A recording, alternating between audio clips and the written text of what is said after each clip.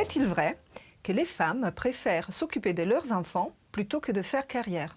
Alors ça, c'est un beau stéréotype qui est assez largement répandu en entreprise. Il y a une étude qui a été faite auprès de 1200 managers, hommes et femmes.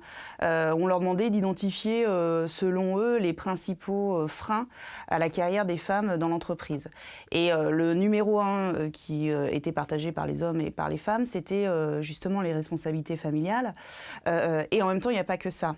Ce qui venait derrière, c'était les freins des hiérarchiques, donc des managers, et puis le manque de confiance des femmes et l'autocensure.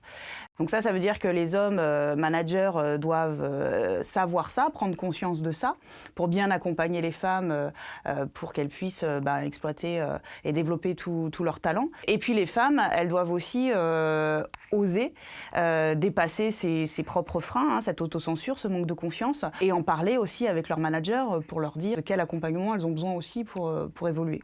Les femmes performent moins bien que les hommes. Est-ce vrai? Alors il y a une chercheuse neuroscientifique qui s'appelle Catherine Vidal et qui s'est vraiment intéressée à ce sujet. Elle est partie des différences de performance supposées entre les hommes et les femmes, comme par exemple les hommes sont meilleurs en maths ou les femmes sont meilleures pour voir certains détails ou pour s'exprimer, etc. Et en fait, ce qu'elle dit, c'est que les différences de performance supposées entre les hommes et les femmes n'apparaissent qu'à l'adolescence, et elle montre le poids de l'environnement, de l'éducation, de la culture dans l'apparition de ces différences-là. Ça veut dire que dans une entreprise, en fonction de la culture dans l'entreprise, de l'environnement qu'on va mettre en place, des process pour le recrutement, pour l'évolution de carrière, la formation, etc., on va plus ou moins favoriser l'égalité des chances entre les femmes et les hommes. Après, il y a autre chose qui est important, c'est que les femmes soient plus en capacité aussi de montrer leurs résultats et de les mettre en avant, puisque a priori les études montrent qu'elles auraient tendance à, quand elles ont des bons résultats, attribuer ça plus à la chance qu'à leurs propres compétences. Ça veut dire comment je suis en capacité aussi de montrer les résultats concrètement, et comment aussi quand je suis en entretien d'évaluation avec mon manager, je ramène toujours les choses sur des preuves concrètes de ce que j'ai réalisé, comme la marge dégagée, le nombre de contrats remportés, le nombre d'articles publiés. Après, ça dépend du job, mais en tout cas, savoir ramener les choses de manière objective. Qui est Magali Mounier-Poula?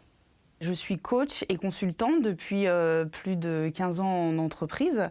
Donc j'interviens auprès des entreprises, notamment évidemment sur les sujets de promotion de l'égalité femmes-hommes, enfin de la mixité femmes-hommes, en accompagnement des entreprises par exemple sur la mise en place de leur plan d'action pour la mixité femmes-hommes, pour les sensibilisations des managers aussi. J'interviens aussi auprès des réseaux de femmes pour les aider à se structurer, à mettre en place des événements et des workshops pour leurs adhérentes, pour leurs adhérents. Et puis bien sûr, je coach des femmes pour qu'elles apprennent à bien prendre leur place, à oser, à incarner le leadership qui leur va bien, à ne pas culpabiliser quand elles jonglent entre leur vie pro et leur vie perso. Et puis moi-même, je suis une femme, ma carrière est importante pour moi, j'ai besoin de m'épanouir là-dedans, j'ai créé mon entreprise, j'ai des enfants et j'ai plein d'amis, et je pense qu'on peut s'épanouir sur ces différents champs à partir du moment où on est au clair avec qui on est et ce qu'on veut, et où on est acteur de sa vie. Et pour moi, ça, c'est vraiment très important pour moi. Et donc, j'ai envie de le partager avec celles et ceux qui le veulent aussi. Les hommes sont des meilleurs leaders que les femmes. Ce qu'on retrouve, c'est que ce soit les hommes ou les femmes, pensent que les hommes, managers, sont meilleurs en savoir-faire et les femmes plutôt en savoir-être. Et quand on regarde ce qu'ils mettent derrière savoir-faire et savoir-être, c'est pas forcément la même chose. C'est-à-dire, pour les hommes, le savoir-faire, c'est plus le sens de l'action, l'expertise technique, le management. Pour les femmes, c'est le professionnalisme. Et en termes de savoir-être, pour les hommes, ça va être la capacité de conviction, de communication, la confiance en soi. Et les femmes, ça va être l'écoute et l'empathie. Donc on voit bien que c'est pas les mêmes notions. C'est comme s'il y avait un duo dans l'entreprise, un peu inconscient mais naturel, qui se dessinerait avec l'homme leader et la femme assistante. Et donc il faut savoir dépasser ça, parce qu'en plus le modèle de leadership évolue aujourd'hui, et on voit bien qu'un leader, il a besoin de savoir manager ses troupes et d'avoir la force de conviction, et aussi beaucoup d'écoute et d'empathie. Les hommes ne pensent qu'à leur travail. C'est vrai que cette image, elle a la peau dure, puisque un homme doit être forcément ambitieux, carriériste, doit se donner à 300% dans son job. Et du coup, quand on n'est pas ce modèle de virilité, un homme qui pleure, c'est un faible. Un homme qui veut s'occuper de ses enfants, il n'est pas engagé. Non, les hommes ne pensent pas qu'au travail. Et c'est de plus en plus vrai, en fait. Quand on interroge les nouvelles générations, ce qu'ils mettent en avant, c'est l'équilibre vie professionnelle, vie personnelle. Donc, les hommes et les femmes n'ont pas envie de faire que travailler. Après, il y a la réalité qui fait qu'il y a encore 75%, 80% des responsabilités familiales qui sont gérées par les femmes, avec toute la charge mentale qui va avec. Et puis, ce qui est intéressant aussi de voir dans cette façon de considérer le travail, c'est qu'il y a beaucoup de jeunes femmes aujourd'hui qui n'ont pas encore d'enfants et qui n'aiment pas trop qu'on aborde les sujets de mixité femmes-hommes dans leur entreprise parce qu'elles ont peur d'être stigmatisées.